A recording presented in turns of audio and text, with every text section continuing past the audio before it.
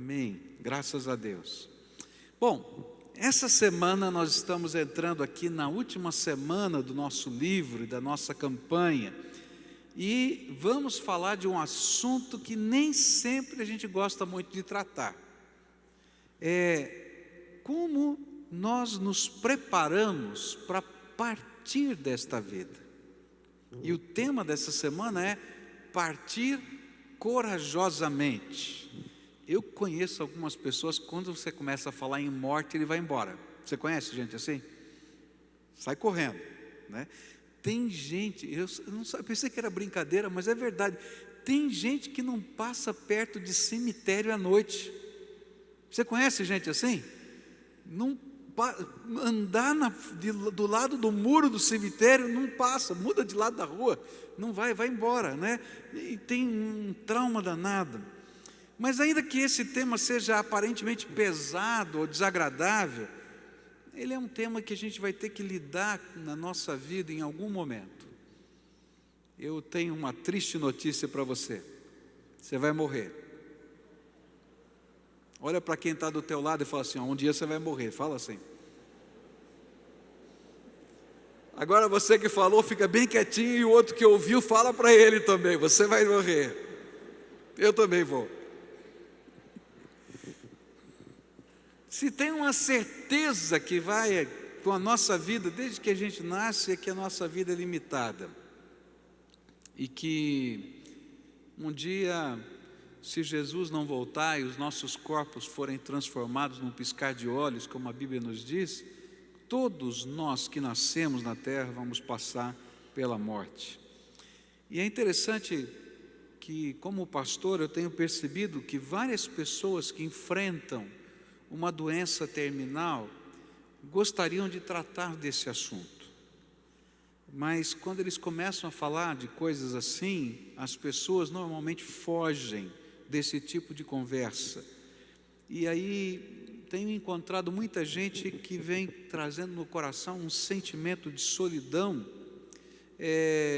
porque não conseguem compartilhar o que pensam, o que sentem a respeito desse assunto, porque quando a gente quer conversar, todo mundo sai correndo, ou muda de assunto, ou dá uma desculpa, ou diz, não pensa assim, e a gente não acaba falando desse sentimento. Eu me lembro de uma vez que eu fui fazer uma visita no hospital. Era uma moça jovem, ela tinha pouco mais de 1 ano de casada, e uma pessoa muito querida, que sofria de leucemia. E durante um período da sua vida, a doença apresentara um tempo de remissão, ela parecia que estava curada. E foi justamente nesse período que ela se casou, ela era noiva, a doença apareceu, ela começou o tratamento e ficou naquela casa, não casa, agora com a enfermidade, e de repente veio um período de remissão, e com aquele período de remissão, então os dois disseram, não, nós vamos casar. E eu me lembro que eu fiz o aconselhamento pré-nupcial, e a gente preparou todas as coisas do casamento, fizemos o casamento, participamos de tudo isso, e mais ou menos 1 ano depois de casada, aquela doença voltou com toda a força, mas com toda a força. E os médicos e a família sabiam que ela tinha uma perspectiva muito pequena de vida, e o tempo de vida dela estava chegando ao final. E quando eu cheguei naquela visita, uma pessoa amada, querida, que a gente acompanha a vida, que a gente está caminhando junto durante anos, ela pediu que a sua mãe, que estava com ela no quarto, saísse. E ficou ela, o marido e eu ali naquele quarto do hospital. E ela me disse que queria conversar algumas coisas sobre a morte. Então falamos sobre a fé, falamos sobre a vida eterna, até que ela fez uma pergunta, aquela pergunta que faz e a gente respira fundo. Ela olhou bem nos meus olhos e disse assim, pastor, morrer dói? E aí eu fiquei sem palavras. Você já pensou, você está numa visita num hospital, você sabe que a pessoa está morrendo, a pessoa sabe que está morrendo, o marido dela do lado, ela olha bem nos teus olhos e diz assim: tá bom, pastor, eu entendi sobre a vida eterna, entendi sobre o céu, entendi sobre Jesus, mas morrer dói. O que você responderia?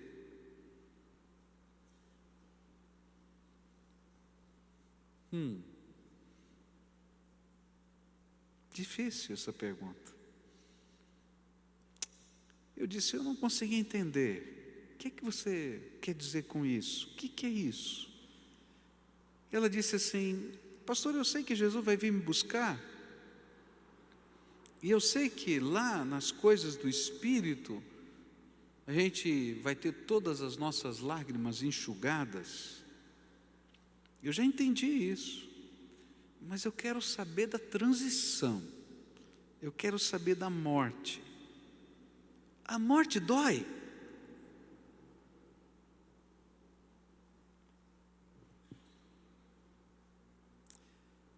Que coisa tremenda. Eu sei que na dimensão espiritual não há dor, eu sei que a alegria do encontro é tremenda, mas o que ela estava perguntando é: como é que funciona a falência do nosso corpo? A única coisa que me veio à mente foi a morte de Estevão, naquele momento, que enquanto ele era apedrejado, contemplava Jesus em pé para recebê-lo no seu céu. E foi o que eu pude lhe responder: eu não sei. A única coisa que me lembra na palavra de Deus é que teve um homem chamado Estevão e que ele morreu apedrejado. E morrer apedrejado deve ser dolorido. Mas a Bíblia diz que naquele momento em que as pedras batiam no seu corpo, ele podia enxergar a glória de Jesus em pé no seu trono, o chamando e recepcionando no seu céu. E que essas duas dimensões fundidas faziam ele até orar por aqueles que jogavam, fazia com que ele orasse pedindo perdão de Deus por aqueles que jogavam as pedras. E eu disse para aquela moça: eu creio que Jesus vem nos buscar pessoalmente, que é Ele que estende a sua mão, e que quando os nossos olhos enxergam a dimensão da glória e a dimensão do Espírito entra, ainda que o nosso corpo esteja sofrendo, ainda que haja uma falência dos nossos órgãos, há alguma coisa tremenda na dimensão do Espírito que está acontecendo na nossa vida. É isso que eu posso entender à luz da palavra de Deus. Cenas como esta fazem parte da vida, quer a gente queira, quer não. E nesta última semana da nossa campanha, você vai estar estudando como se preparar para o seu dia, porque um dia você vai morrer. Será que você tem se preparado para esse dia?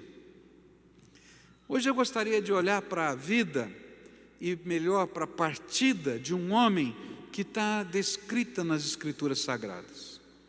Eu vou chamar essa partida de a última canção de louvor, pois esse homem teve uma vida que foi de entrega, de adoração a Deus, com os seus erros, com os seus acertos, como qualquer ser humano, mas ele tinha um propósito de servir e adorar a Deus.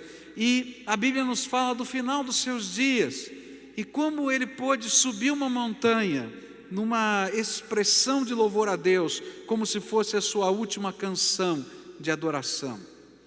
E a história da sua morte, para mim, é a última estrofe de um hino que ele cantou a vida inteira, de adoração e louvor a Deus.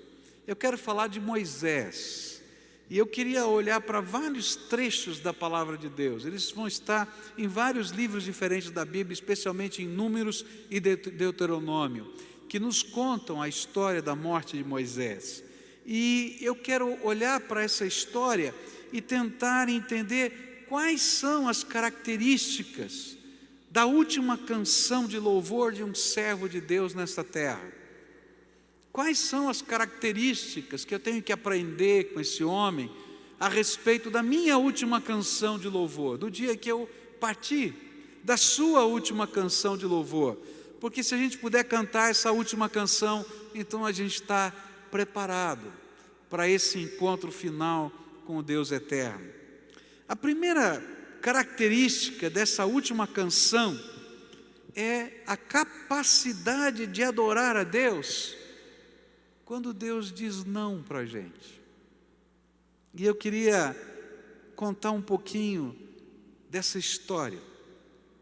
Moisés, homem de Deus, você conhece a história dele, nascido debaixo de um decreto de que todas as crianças morreriam se fossem do sexo masculino. Joquebede, sua mãe, vai lá, esconde aquela criança, o máximo que ela pode esconder, e depois de alguns meses ela vê que não consegue mais esconder um bebê que chora à noite no armário, né? Você consegue? Não tem jeito, no meio da madrugada ele chora, tem uma cólica, e aí você precisa cuidar, e os vizinhos estão ouvindo, tem um bebê que nasceu nessa casa, e se alguém delatasse, toda a família seria morta.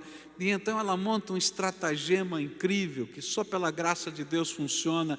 Põe aquele bebê num bercinho feito de vime, passa betume naquele bercinho, coloca nas águas do rio Nilo, próximo do lugar onde a princesa, filha de Faraó, tomava seu banho diário. Manda sua filha, uma pré-adolescente, correr atrás daquele cestinho e ver se tudo daria certo no seu plano, e aquela criança é adotada pela filha de Faraó.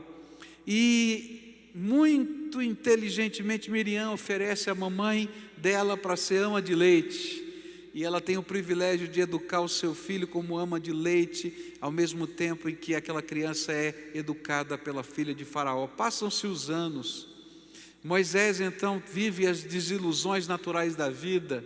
Ele pensa que ele pode salvar o seu povo com as suas próprias mãos, e ele perde essa batalha. Ele mata um homem, tem que sair fugido do Egito. A história continua, e lá longe, escondido no deserto como um fugitivo sem nome, ele é encontrado por Deus, que o comissiona a voltar para o Egito, tirar o povo de Israel de lá.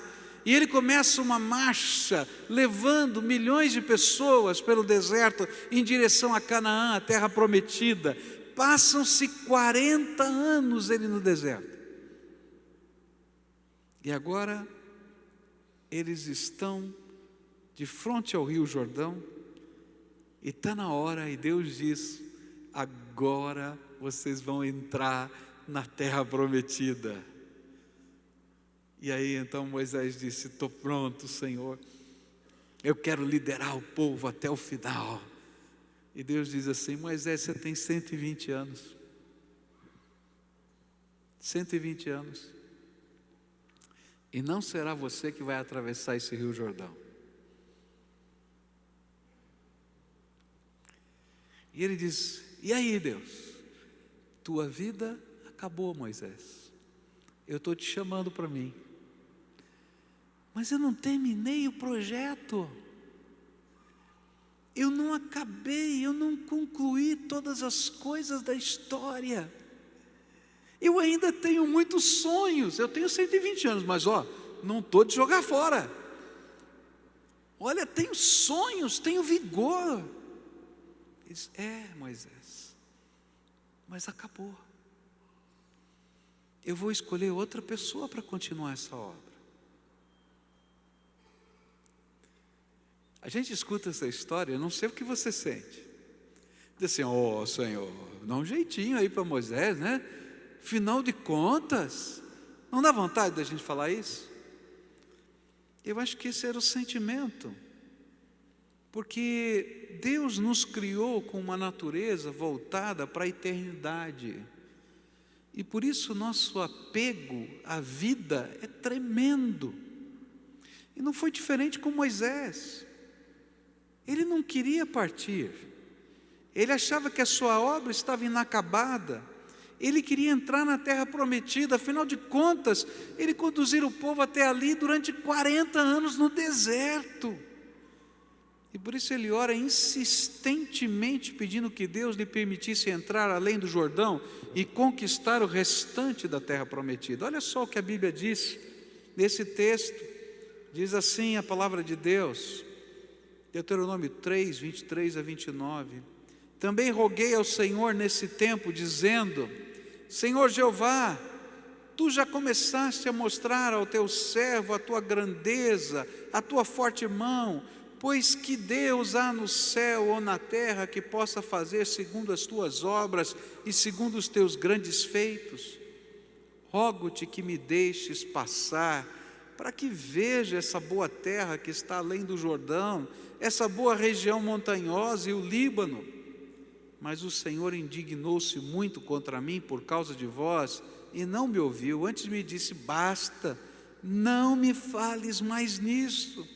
Sobe ao cume do Pisga, levanta os olhos para o ocidente, para o norte, para o sul e para o oriente, e contempla com os teus olhos, porque não passarás este Jordão. Moisés, acabou. Acabou. O que a Bíblia vai me ensinar é que não é fácil a gente ouvir de Deus que acabou. E que dentro do coração da gente, a gente nunca está preparado para ouvir que acabou. A gente sempre vai ter um sonho novo.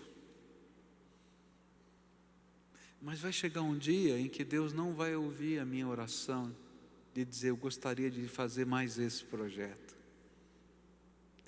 E a última canção de louvor, ela passa por uma entrega que a gente às vezes não aquilata muito bem o que ela significa.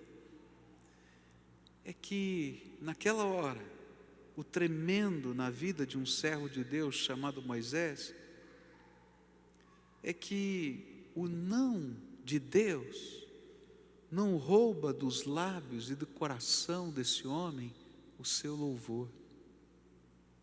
E aí no capítulo 32, versículos 3 e 4 de Deuteronômio, a Bíblia diz assim: porque proclamarei o nome do Senhor e engrandecei o nosso Deus.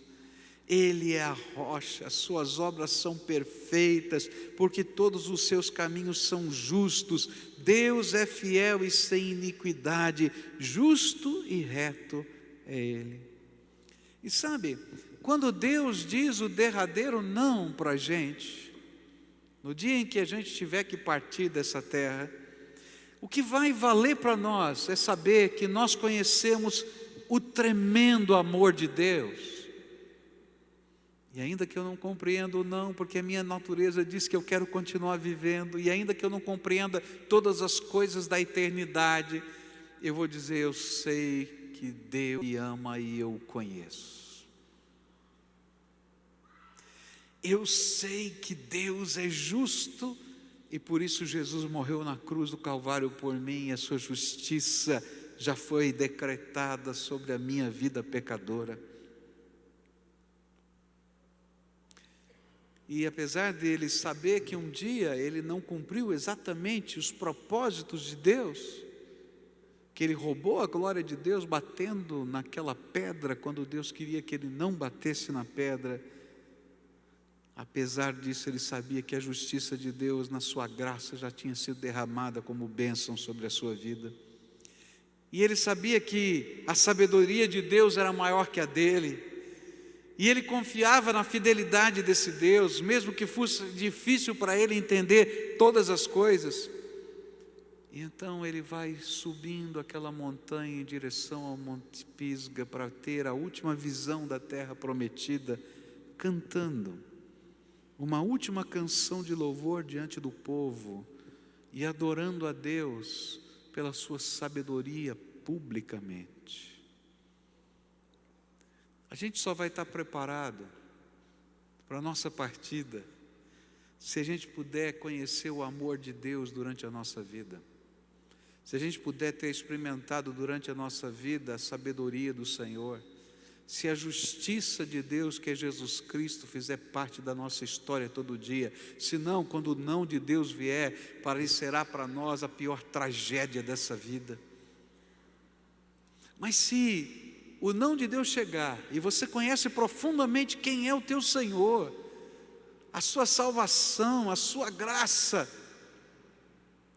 a gente vai dizer: Senhor, eu vou continuar te louvando, subindo essa montanha, nessa última jornada, porque eu sei em quem tenho crido, estou certo que Ele é poderoso para guardar o meu tesouro até o dia final. Eu queria muito, Senhor, passar esse Jordão, eu queria, mas Tu sabes de todas as coisas. Diz o livro de Deuteronômio, capítulo 31, versículos 1 e 2, prosseguindo, Moisés falou ainda essas palavras a todo Israel, dizendo-lhes: 120 anos tenho eu hoje, já não posso mais sair e entrar. E o Senhor me disse: não passarás este Jordão. É interessante que essa comunhão com Deus faz esse homem mudar de ponto de vista. Ele estava dizendo antes: tenho 120 anos, mas estou aqui, deixa eu lá. Agora ele diz: está bom, Senhor, eu entendo a Tua sabedoria, ainda que não compreenda tudo, mas eu confio na Tua sabedoria, e eu vou subir essa montanha, e vou ver. E ele então sobe pela última vez naquela montanha, e ele continua fazendo o que ele aprendera a fazer por toda a sua vida, e o fizera ser um servo de Deus em toda a sua existência. Ele continua fazendo a única coisa que um discípulo pode fazer, e que Jesus ensinou: negar-se a si mesmo, tomar a sua cruz e seguir a Jesus. Quem não aprende a negar-se a si mesmo, tomar a sua cruz e seguir a Jesus agora, não vai conseguir aprender, ou vai ter muita dificuldade para aprender, quando o não de Deus vier sobre nós, dizendo: filhinho, terminou, teu tempo acabou. Pastor, dura essa mensagem. Não, ela é verdadeira, ela é só realidade. Porque um dia a gente vai ouvir um não, acabou. A questão não é o que eu entendo ou o que eu penso a respeito do não ou do sim que Deus me dá. A questão importante é: o que pode oferecer mais glória ao nome do meu Senhor, o sim ou o não de Deus? E para Moisés, o não de Deus é que estava oferecendo a maior glória para ele. Sobe aqui no monte, meu filho. Eu vou te mostrar algumas coisas, eu vou te falar de algumas coisas que ninguém sabe, só eu e você. Você vai ver, e você vai poder saber o que vai acontecer, porque eu vou te contar. Mas filho, eu não vou ouvir a tua oração, você não vai passar esse Jordão. A vida de um servo de Deus só tem sentido e expressão na glória que ele oferece para o seu Senhor. E eu creio que a oração final de Moisés, que está aqui nas entrelinhas desses textos, foi assim: Senhor, se subir nesta montanha cantando diante do teu povo a minha última canção é o que te dá maior glória, então receba o louvor do teu servo. O sim e o não de Deus são expressões da sua glória. E eu, como seu servo, quero que Ele me responda o que for a maior expressão da sua glória. O louvor do coração de um servo é a busca sincera da glória de Deus, mesmo quando isto custe a sua vida colocada sobre o altar. Porque um dia, queridos, a gente aprende a colocar a nossa vida no altar aqui caminhando na terra, mas um dia literalmente a minha vida vai ficar sobre o altar de Deus, porque ela nunca me pertenceu. Deus o deu, Deus o tirou, bendito seja o nome do Senhor, disse o homem chamado Jó, diante da morte. Hoje, o Senhor pede um louvor do nosso coração, um louvor nesse lugar. Para algumas pessoas, louvar a Deus não será o canto fácil e simples, sem preço ou decisão. Se eu entendo o que significa colocar a minha vida no altar, em alguns momentos o meu louvor será trêmulo, quem sabe rouco e muito caro. Receber um não de Deus só porque é para a sua glória. Alguns anos atrás eu fiquei muito doente, mais do que eu já fiquei agora há pouco tempo. E peguei uma infecção. Essa infecção, ela foi para o meu sangue. Eu tive uma bacteremia, então estava uma bactéria no meu sangue.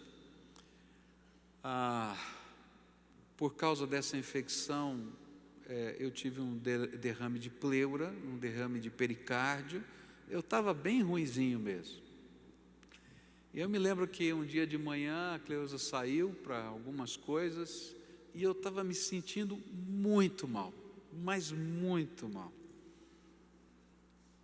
E aquela enfermidade já vinha há alguns meses, a gente estava lutando contra ela. E naquela manhã eu tive a sensação de que eu ia morrer. Quando ela voltasse, eu não estaria ali. Ela quase me matou, porque eu me despedi dela naquela manhã.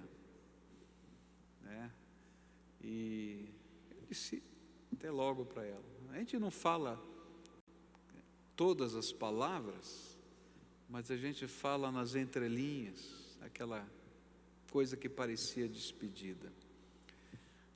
É interessante quando a gente está enfrentando um momento como esse, que a gente vê os limites da vida, como o Renan falou do limite da vida dele. Aí a gente descobre claramente que a vida nunca nos pertenceu. E que a mesma entrega que eu tenho que viver cada dia, que é colocar a minha vida no altar, aprender a reconhecer que Deus tem um propósito para mim, e que Ele me ama, e que Ele tem um propósito muito maior do que eu posso imaginar no tempo e na eternidade, e que isto é a essência da minha fé e do discipulado, de ser discípulo de Deus. Se a gente não aprende na vida, a gente não sabe lidar com o não de Deus. Na minha vida, naquele dia teve um sim, e eu estou aqui. Mas vai chegar o dia em que Deus vai dizer: não, querido, está na hora de você subir a montanha, vem cá. E a mesma alegria com que eu recebi o sim de uma cura, tem que estar no meu coração quando Ele disser para mim: agora chegou o dia de você entrar na glória do teu Pai. Mas eu só aprendo isso se eu for um adorador de Deus, que canta uma canção de louvor durante toda a vida. E aí eu vou cantar a última estrofe de um hino quando eu subir a montanha. A segunda coisa que esse homem me ensina, que está em outros trechos da Bíblia: qual é o legado de um servo de Deus nessa terra? Se eu tenho que estar preparado para partir, eu tenho que estar preparado para deixar um legado. Mas o que significa o maior legado que a gente pode deixar? E é interessante como isso fica registrado aqui nas Escrituras, e Deus mesmo fala para Moisés qual seria o maior legado desse homem. E diz a Bíblia em Números 27, versículos 15 a 20: e respondeu Moisés ao Senhor, que o Senhor Deus dos espíritos de toda a carne ponha um homem sobre a congregação. É Moisés orando. Ele diz: está bom, Senhor, não sou eu que vou atravessar o Jordão, o Senhor está me dizendo para subir em cima do monte, eu sei que o Senhor vai me mostrar, mas eu não vou levar esse povo. Então, Senhor, por favor, separa alguém segundo o teu coração, para levar esse povo. E aí o verso 17 diz assim: o qual saia diante deles e entre diante deles, e os faça sair e os faça entrar, para que a congregação do Senhor não seja como ovelhas que não têm pastor. E então disse o Senhor a Moisés: toma a Josué, filho de Num, homem em que há o Espírito, e impõe-lhe a mão, e apresenta-o perante Eleazar, o sacerdote, e perante toda a congregação, e dá-lhe a comissão à vista deles, e sobre eles porás da tua glória, para que lhe obedeça toda a congregação dos filhos de Israel. Que coisa tremenda! O maior legado de um adorador é preparar vidas para o serviço do Senhor. O trabalho de Moisés, ao longo de 40 anos, no deserto, foi conduzir o povo. Mas se ele só tivesse conduzido o povo, ele teria feito metade do trabalho.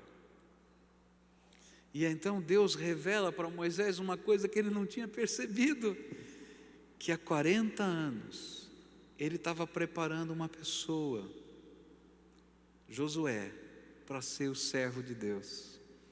É interessante que, se você pegar numa chave bíblica Josué, você vai encontrar alguns versículos que dizem assim: Josué, servo de Moisés. Porque onde Moisés estava Josué do lado. E naqueles lugares chaves, na porta da tenda da congregação, onde Deus se revelava para Moisés, quem ficava? Josué. Quando tinha uma missão complicada, quem ia? Josué. Quando tinha que ter um homem de confiança, quem estava lá? Josué. Por isso, alguns homens diziam assim: aquele lá é o peixinho de Moisés, é o servo de Moisés. Mas é interessante que no livro de Josué, capítulo 1, ele não é mais chamado de o servo de Moisés, ele é chamado e considerado pelo povo como o servo de Deus. É interessante porque as várias colunas de pedras que foram construídas nos primeiros livros da Bíblia como memoriais dos milagres de Deus, não existem mais. Você vai lá, anda e não acha mais aqueles monumentos. O tempo destruiu. As pedras não estão lá. Mas o impacto da vida das pessoas que escreveram a história daqueles dias continua a nos tocar até hoje. O maior legado que eu posso deixar não é uma montoeira de pedra, gente, mas são pessoas que aprendem comigo a servir e a honrar o Senhor. E esse é o legado. As palavras se perdem no tempo, a letra das músicas ficam esquecidas, mas as vidas que nós ganhamos, que despertamos, que ensinamos a servir a Deus com inteireza de coração, são uma sinfonia eterna diante do nosso Senhor. E eles continuarão a realizar os sonhos que antevimos pela fé. Paulinho falou que é bom sonhar.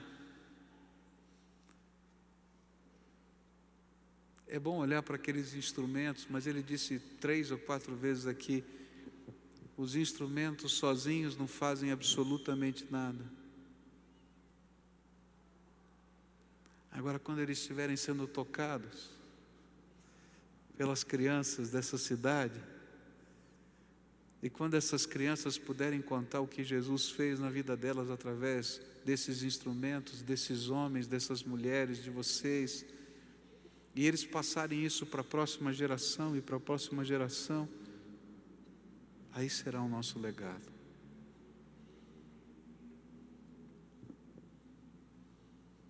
Isso aqui perde, quebra, desaparece, mas uma alma eterna, transformada pelo Espírito, é para toda a eternidade. E sabe, eles terão novos sonhos, que virão do Todo-Poderoso e farão obras maiores do que as nossas. que eu tenho aprendido na minha vida, Pascoal, é que eu preciso multiplicar o meu louvor investindo a minha vida na vida de pessoas.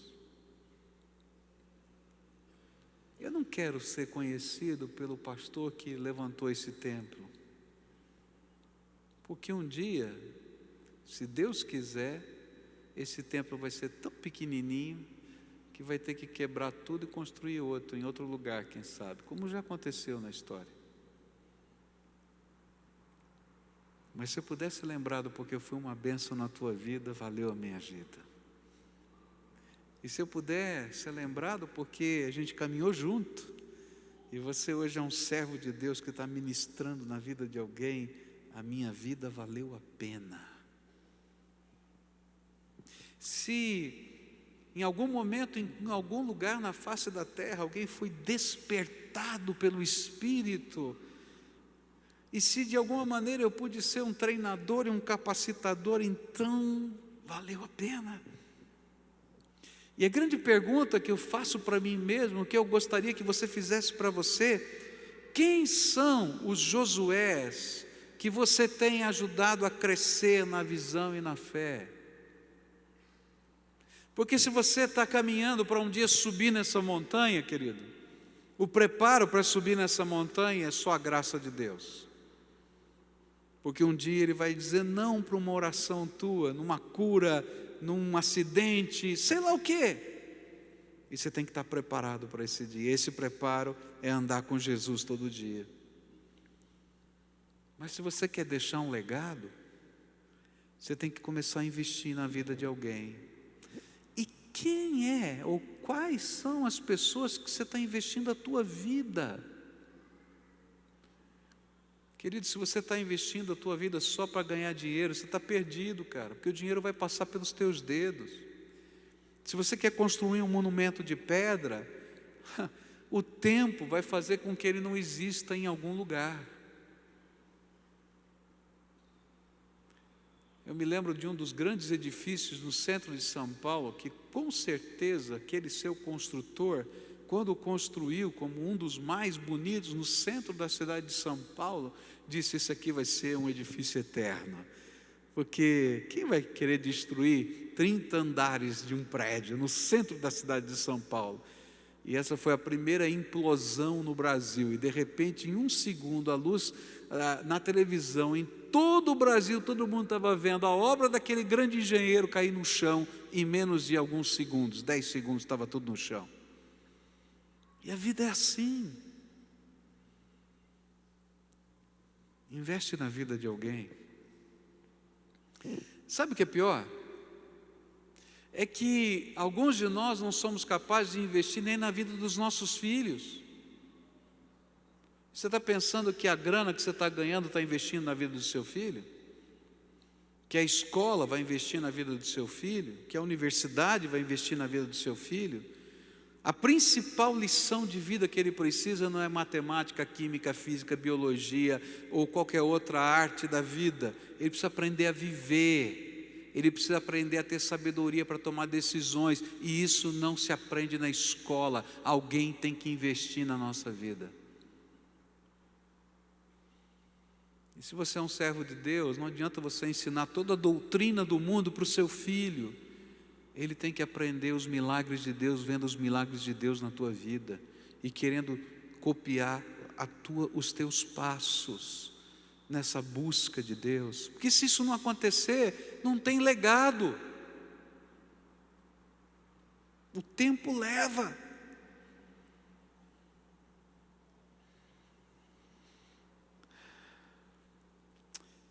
E sabe o que é? Eu acho tremendo esse texto. Eu não tenho tempo aqui para parar, mas tem palavras aqui desse texto que mexem comigo. E diz assim: e sobre ele porás a tua glória. E sabe o que eu tenho aprendido? É que se a gente não estiver disposto a investir a nossa glória na vida de pessoas que sejam para a glória de Deus, você nunca vai oferecer o louvor de um servo de Deus, nem vai deixar um legado. Sabe o que eu quero dizer com isso? Se você é bom em alguma coisa, e você está investindo na vida dessa pessoa, Você tem que desejar que essa pessoa seja melhor do que você naquilo que você está ensinando ela a fazer. E se você não tiver a coragem de fazer isso, você não vai passar legado nenhum para essa pessoa. Eu oro a Deus, e quando estou lá no seminário ensinando, pregar, eu estou orando a Deus para que Deus levante pregadores para esse tempo, melhores do que eu,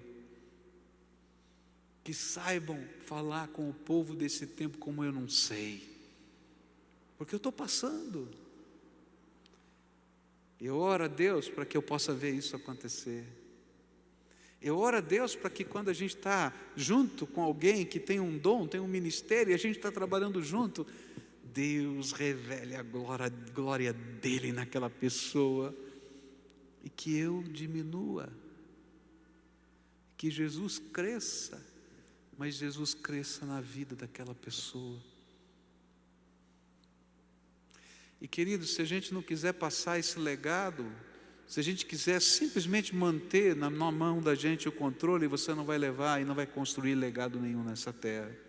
Por isso Deus vai dizer para Moisés: coloca da tua glória sobre ele. Tremendo isso, tremendo, tremendo.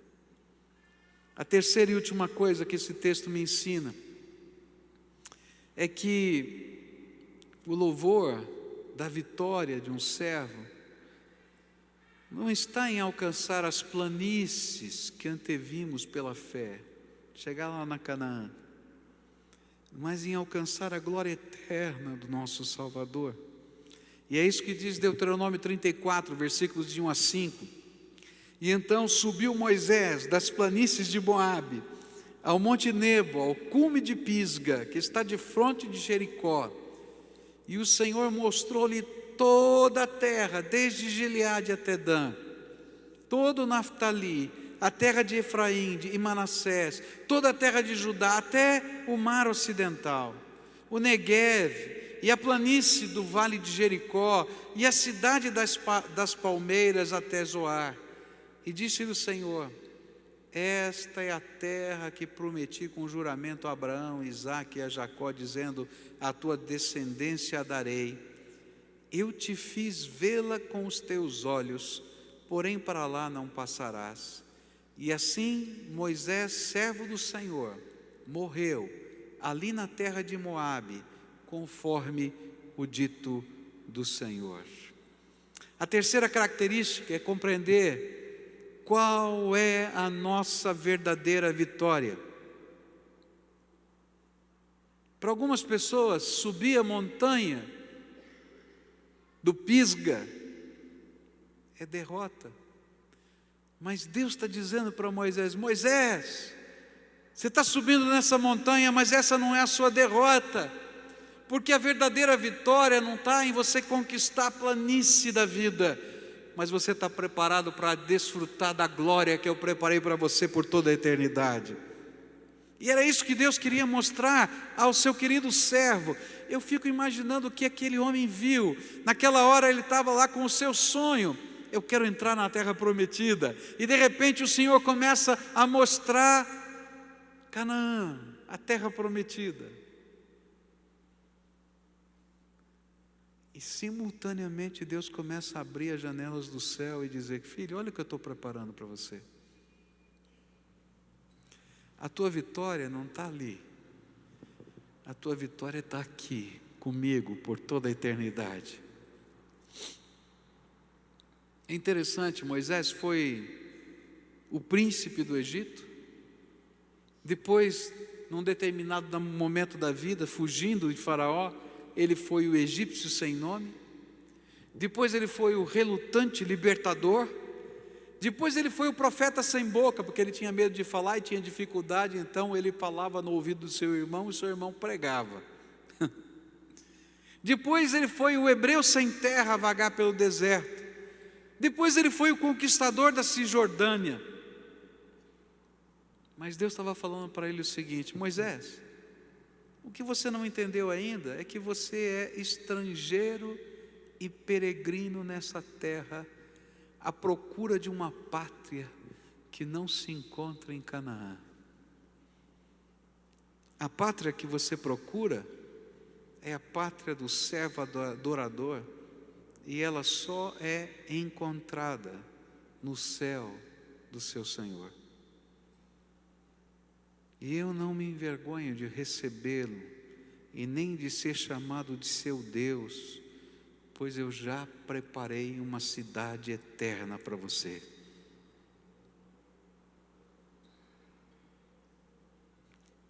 Eu fico imaginando Moisés cantando e subindo a montanha, e Deus mostrando as duas Canaãs, a terrestre e a celestial, e de repente os anjos do Senhor fazendo coro, e a voz de Moisés já fraca nesse corpo, e eles cantando afinados, e a música celestial, e a morada celestial sendo aberta, e de repente o seu espírito deixando o seu corpo, e ele subindo as nuvens junto com o seu Senhor, e nesse momento o arcanjo Miguel com o seu séquito, fazendo o seu funeral, porque a Bíblia diz que foi ele que fez isso, por ordem do Pai. E o louvor da vitória não termina, e continua até hoje. A nossa verdadeira vitória não está nas planícies que nós desejamos conquistar para Deus nem para nós, mas nas mansões que Cristo conquistou para nós com Deus. E o louvor de um servo não termina, mesmo quando a sua voz não pode mais ser ouvida no alto da montanha, pois ele continua por toda a eternidade na sala do trono, onde o Senhor guardou para os seus servos tesouros da sua graça. Quantos são os servos adoradores que ainda não entenderam que são só peregrinos e estrangeiros nessa terra? Quantos são os adoradores relutantes e frustrados a imaginar que o subir da montanha é derrota irreparável, porque não conquistaram mais um pedacinho da Canaã terrestre, e por isso acham que não podem expressar o seu louvor? Não. O louvor do servo sempre foi voltado para o céu. Então, que tremendo será quando o céu se voltar para mim.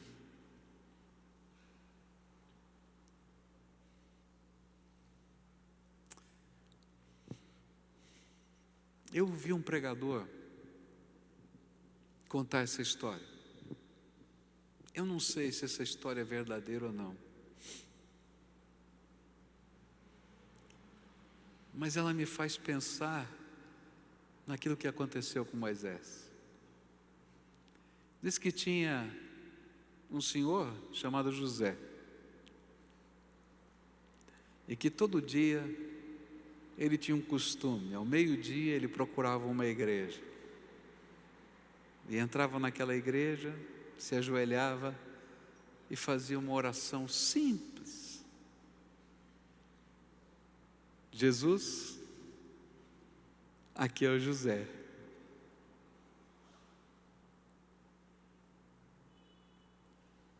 E depois de alguns minutos ele se levantava e seguia a sua vida para trabalhar.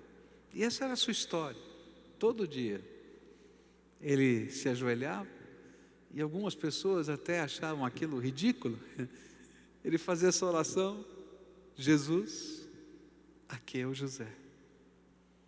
Até um dia, quando ele estava num hospital, bastante enfermo, e enquanto as pessoas estavam cuidando dele, e ele veio a falecer. E aí a enfermeira que estava ali só ouviu uma voz que não podia identificar de quem era: José, aqui é Jesus.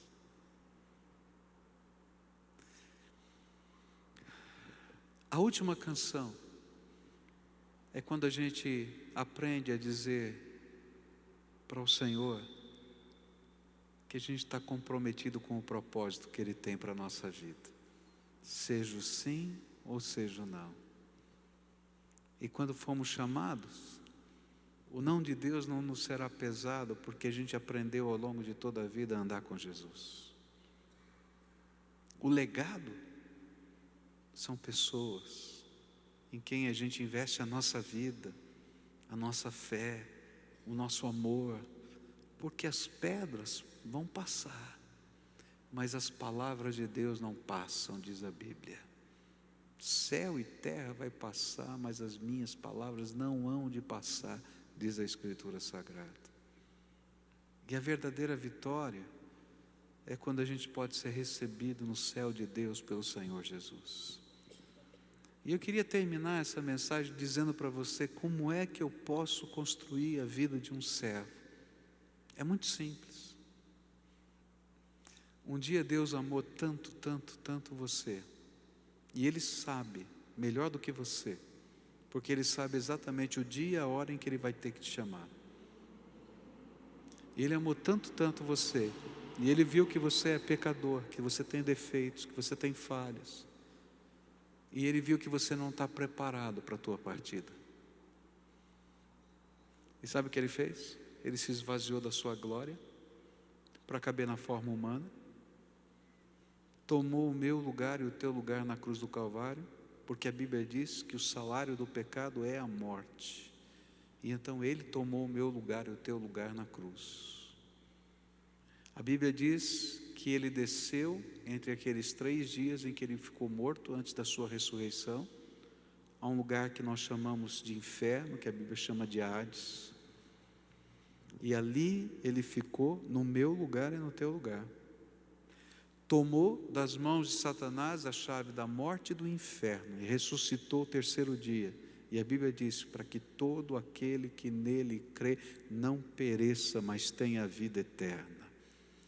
E a Bíblia diz que todo aquele que invoca o nome do Senhor Jesus e o convida para ser o seu Senhor, o seu Salvador, e o convida para que durante essa vida lhe ensinar a viver, lhe ensinar a comprar, a vender, a ser marido, a ser esposa, a educar os seus filhos, a colocar valores do reino no seu coração. Ele mesmo nos garante que naquele dia que eu tiver que subir na minha montanha, quem vai me receber vai ser Ele. E Ele me convida para viver toda a eternidade no céu que é dEle. E nessa noite eu queria orar com você, porque um dia, querido, eu e você vamos ter que partir.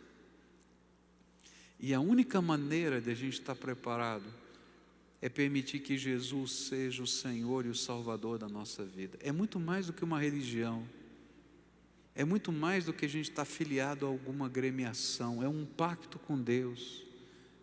É a gente aprender a andar com Jesus cada dia e deixar Jesus ser o Senhor e nos ensinar, dizendo sim e não para nós cada dia. É a gente tirar o foco só das conquistas das Canaãs terrestres, para entender que Deus tem um propósito muito maior para mim aqui e para toda a eternidade. E eu agora quero andar com Jesus e aprender a viver com Jesus para viver a eternidade com Jesus. E eu queria orar com algumas pessoas a quem o Espírito Santo está falando. E eu quero dizer uma coisa para você. Normalmente o Espírito Santo de Deus não falou hoje só. Ele já tem falado com você há muito tempo, porque você é amado de Deus há muito tempo. Mas hoje Ele está pedindo que você tome uma decisão. Hoje Ele não está pedindo para você subir no pisga e dizer acabou a minha vida, mas Ele está pedindo para você chegar aos pés dEle e dizer quero começar uma nova vida nas tuas mãos e quero aprender a viver debaixo da tua graça. Eu quero aprender a viver e quero aprender a caminhar para a minha eternidade. E se você é essa pessoa a quem o Espírito Santo de Deus está falando, só você sabe, porque o Espírito fala com você. Eu posso sentir a presença do Espírito aqui falando, mas só você pode ouvir a voz dele. Eu vou te convidar para você sair do teu lugar, vir aqui na frente para a gente orar junto. E eu sempre faço isso e explico por quê. Não é porque aqui é um lugar sagrado, não é porque aqui tem poder, é porque se você não é capaz de ouvir a voz de Deus, para obedecê-lo, para sair de um templo, dentro de um templo de uma igreja, alguns metros, você quando sair por aquela porta não vai ouvir coisa nenhuma de Deus na tua vida. E esse é um sinal muito mais para você do que para mim. porque Deus já conhece o teu coração. Então, se você é essa pessoa a quem o Espírito Santo de Deus está dizendo: eu quero hoje começar uma nova etapa na tua vida, eu quero hoje colocar o meu Espírito aí no teu coração, eu quero hoje te ensinar a viver uma nova dimensão da vida, onde eu vou ser teu Senhor. E eu não sei quantos anos você tem de vida, eu espero que sejam aí, ele falou 50, o Renan, eu estou falando sei lá quantos, 80, 90, tanto faz, mas eu vou te ensinar a viver cada dia, e quando chegar o teu dia, eu vou estar com você, para você estar comigo por toda a eternidade no céu, para que eu preparei para você. Se você é essa pessoa a quem o Espírito Santo de Deus está falando, vem para cá, eu quero orar com você, uma oração de entrega, uma oração de confissão, uma oração de vitória. Tu és o meu Senhor, e eu quero aprender a cantar essa canção ao longo de toda a minha vida, para a glória do Senhor. Se é você que o Espírito de Deus está falando, levanta do teu lugar agora, em nome de Jesus, e vem para cá, eu quero orar com você. Se é hoje o dia da tua entrega, hoje é o dia da tua rendição, hoje é o dia do teu pacto, hoje é o dia do teu compromisso, hoje é o dia do Senhor na tua vida, vem para cá, em nome de Jesus, vai levantando aí do teu lugar, vem para cá, em nome de Jesus. E se Satanás está colocando alguma algema, tentando te impedir, na autoridade do nome de Jesus, eu quero quebrar essa algema e dizer que você tem toda a liberdade de fazer e de tomar a decisão que o Espírito de Deus já vem falando com você há muito tempo. Vem para cá, em nome de Jesus. Quem sabe tem uma família inteira que Deus está dizendo: quero entrar na tua casa, quero entrar na tua casa, quero fazer diferença na tua vida. Então vem para cá em nome de Jesus. Se o Espírito Santo de Deus está falando, vem para cá, vem rápido, em nome de Jesus, vem. Hoje é dia de bênção, hoje é dia de pacto, hoje é dia de compromisso, hoje é dia de vitória, hoje é dia de Deus na tua história, hoje é dia em que Deus vai fazer uma mudança tremenda da graça dEle na tua vida e na tua história. Quem mais? O Espírito de Deus está chamando, vem. E logo depois eu vou orar. Eu não vou insistir não, sabe? Eu acho que essa é uma decisão tão séria, e você tem que saber, se você quer querendo tomar essa decisão ou não está querendo tomar. É só você que pode tomar essa decisão. Então venha. Se o Espírito de Deus está falando com você, você está sentindo aquele ardor do Espírito no coração? A gente pode sentir. Então é com você que Ele está falando, não é comigo não. Vem. Se Jesus está falando com você, venha. É hoje. Eu queria convidar alguns irmãos para virem aqui abraçar esses irmãos que estão aqui, acolhê-los, orar com eles, e a gente vai orar juntos aqui, colocando essas vidas no altar de Deus, pedindo que a bênção do Senhor esteja aí, e que Jesus caminhe com você cada dia.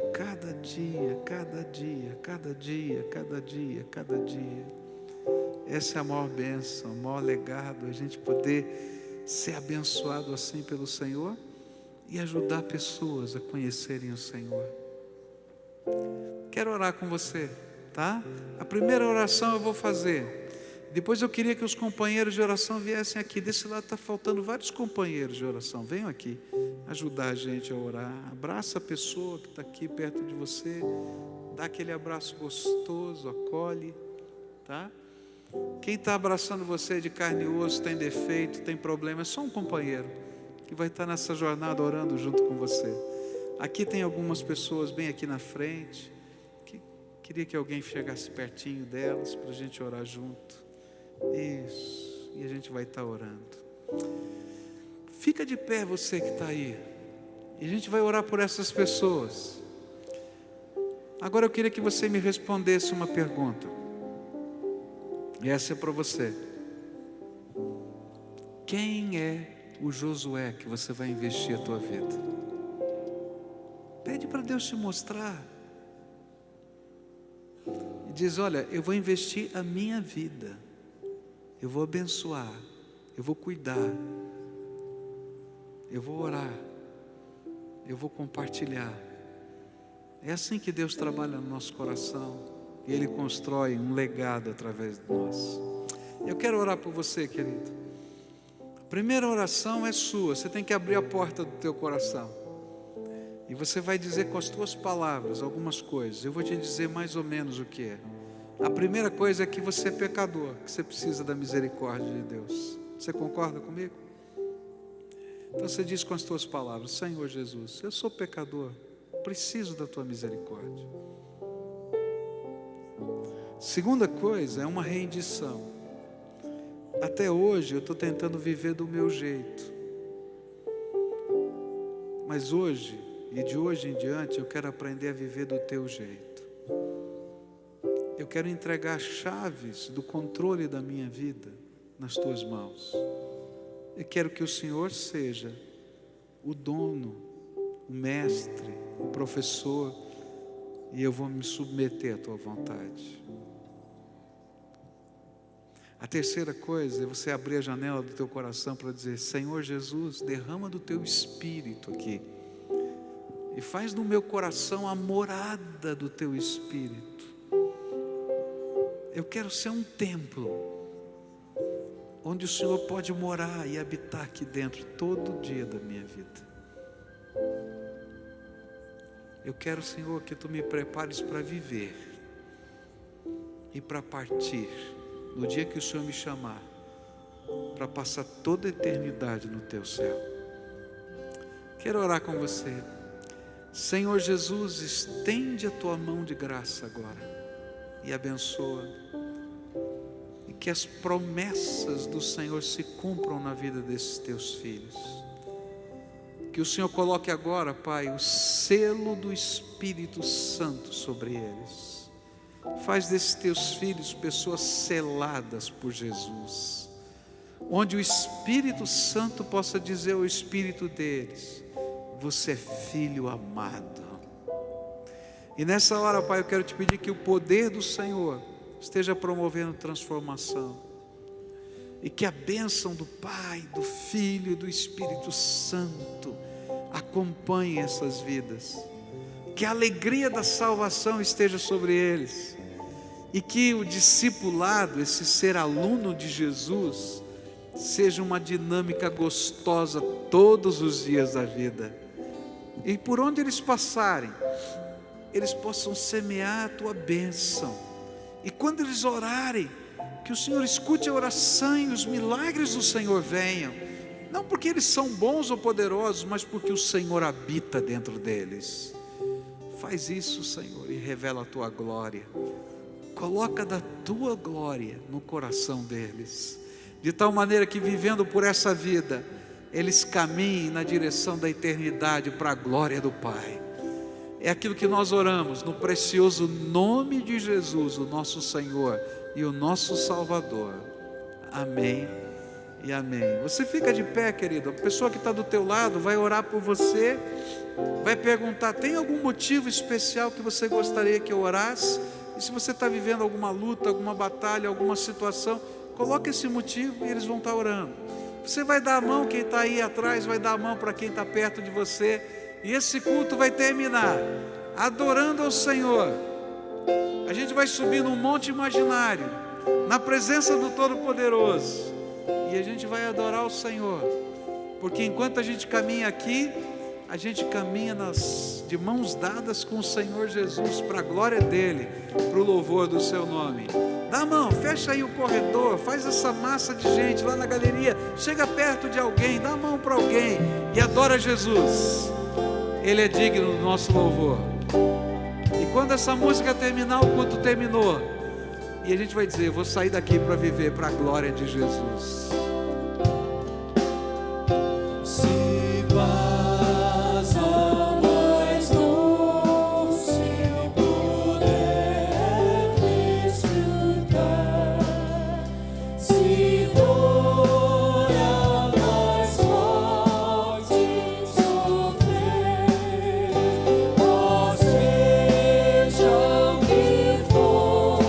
Tu me fazes